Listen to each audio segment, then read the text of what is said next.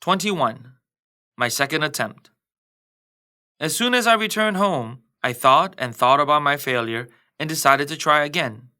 This time, I arranged to meet the producer of a children's program.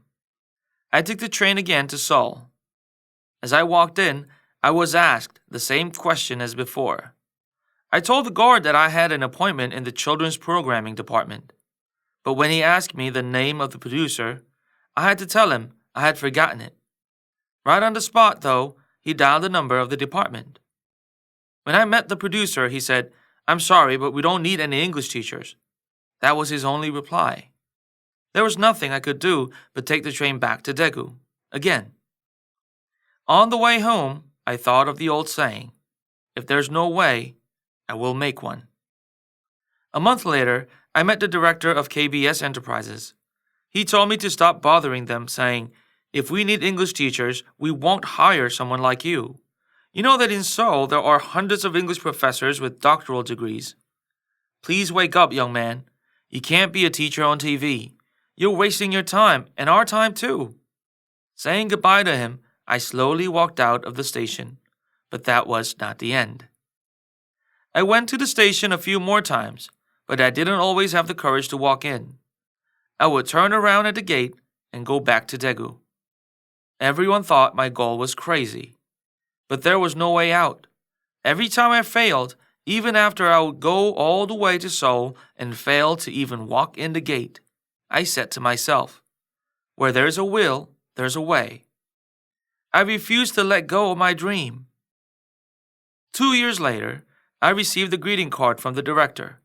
I hurried up to Seoul, thinking he would offer me a job at last. When I entered his office, though, he said, "I just had so many surplus greeting cards that I wanted to get rid of them, so I sent one to you." I was very disappointed and had turned to leave his office when he asked me a favor.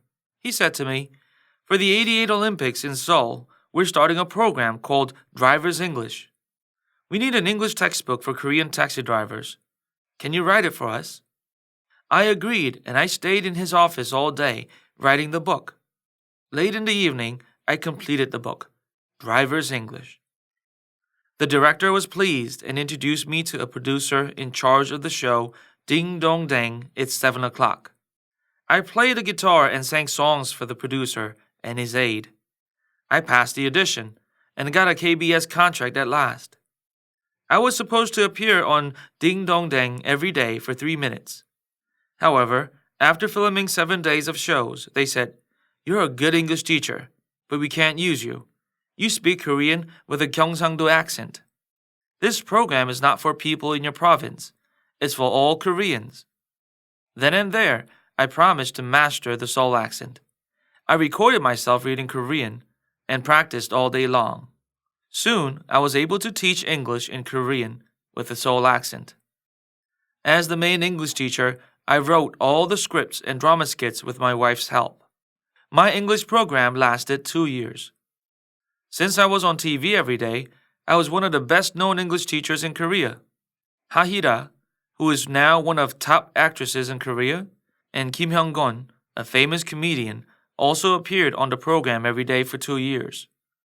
If I had given up after my first and second attempts, I never would have become a teacher on television, nor would I have been a trainer of English teachers in Seoul, Busan, Daegu, and Gyeongbuk Province. With the experience I gained in teaching English on KBS TV, I decided to embark on a much bigger project, a program to teach English to children all over the world.